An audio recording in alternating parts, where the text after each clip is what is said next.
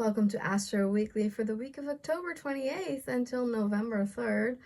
This Astro Weekly comes a little later than usual, but still, we start Monday, October 28th with some couple of interesting aspects. The planet of Venus in Sagittarius is squaring Saturn in Pisces at 13 degrees. This is a bit of a sobering energy that you might feel on Monday. Little, it's dampening our excitement and maybe a little depressive vibes. It's meant to keep us away from any exaggeration. It's more of a frugal energy, so it's less spending money kind of. There's a disinterest with that. It could also be a little bit of conservative energy. And what Saturn is really trying to tell us is that it's not a time to be irresponsible. Even though we might have these desires, Saturn is holding the rein and pushing us back to be responsible, to be mature, especially regarding our finances and relationships, because that is what Venus is about. Also on Monday, the planet Mars in the Crab is trining Neptune retrograde in Pisces. And this is a bit of a sleepy energy, slow, a lot of fatigue might come up. So that's okay. Just go with the flow. Apparently, it's time to slow down, to hibernate a little bit. We are embarking on, darker times, literally in the weather, in the northern hemisphere. So it's normal to, incorporate the change of seasons physically as well. And this can really cause some tiredness. And, it would say that we are on cosmic time with that as well. So take it slow. You might have more vivid dreams, perhaps some telling dreams. You might, feel a desire to follow your fantasies a little bit, to imagine the impossible and explore images in your mind of what you would like. That's a bit of the energy on Monday, trickling down a couple of days and actually the whole week, really. On Wednesday, the planet Mercury, our mind, right, our communication, information flow is right opposite Uranus in Taurus. So because Mercury is in Scorpio, we are very psychic. We are very, it's a magical, ununderstandable way of receiving information. We are having, Fingerspitzgefühl, we're putting the finger on the right spots, knowingly or unknowingly. Our intuition is very high, and you might really follow that. We're tapping into the unseen realm and receiving information that is very beneficial. But there seems to be a bit of a clash because Uranus is at the other side with like, well, no, I want to see facts. It has to be tangible. It has to be real. Show me the basics. Is kind of the, push-pull between these two that is both about intelligence. But so I guess we are a little conflicted in what type of information do we accept as being truthful. Is it, does it need to have scientific research on it? Does it have to be in the news? Does it have to be written in the school books? Or, are there other ways of receiving information? And what do you trust? As that is a word, a very scorpionic word where Mercury's at. So our mind is very focused on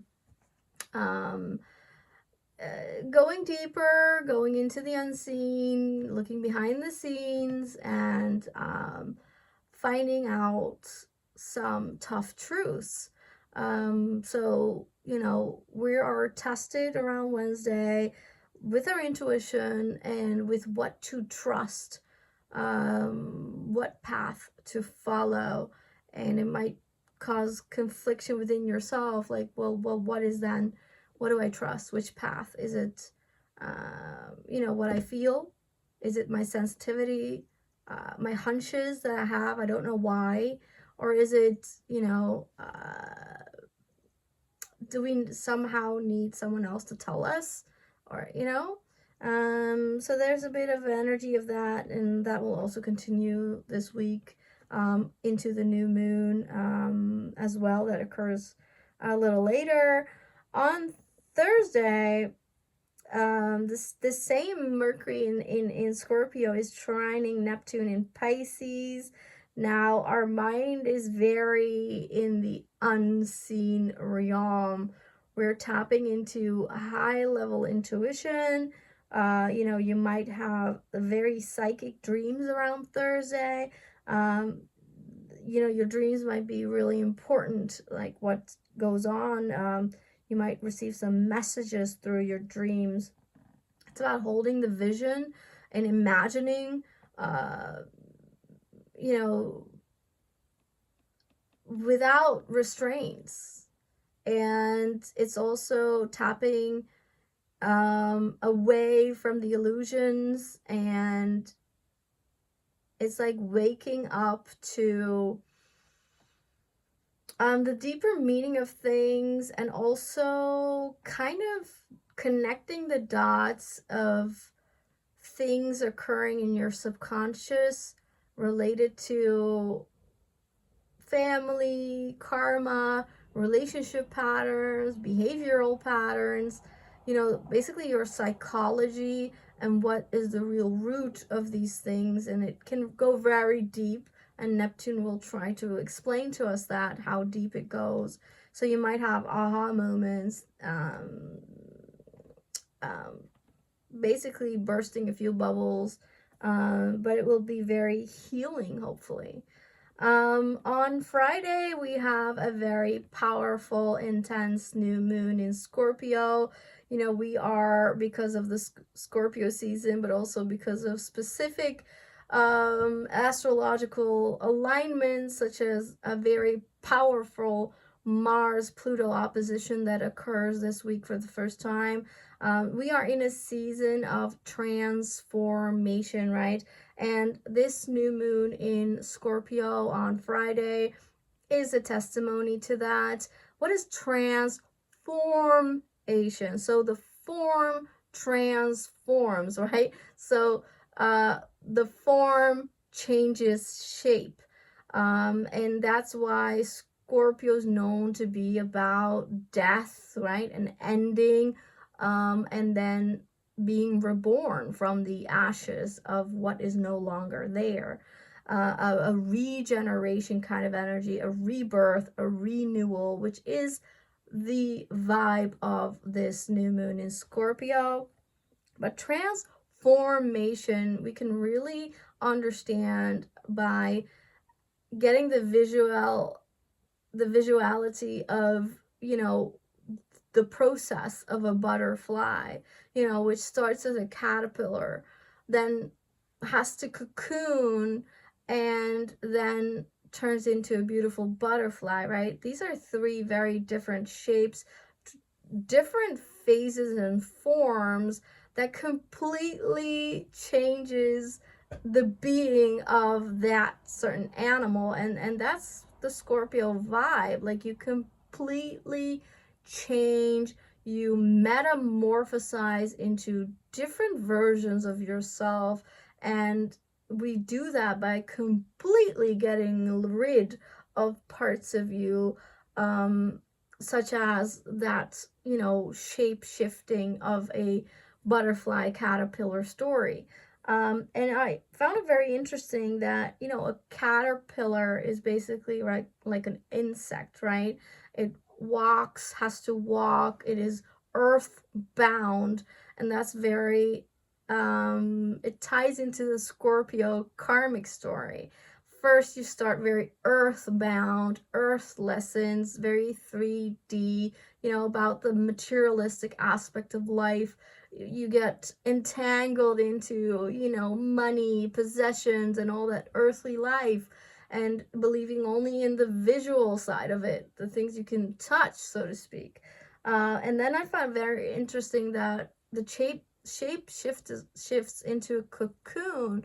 Basically, the animal gets stuck, right, and has to die and change shape by being reborn in that same cocoon. And that's very testimony to dark psychological processes, such as shadow work, going into your own subconscious field that is required with Scorpio healing. And so that stuck phase of the cocoon then changes into a pop-up, a flying off of a butterfly that is now free and not earthly bound anymore. It can roam around the way it wants to, spread its wings, right?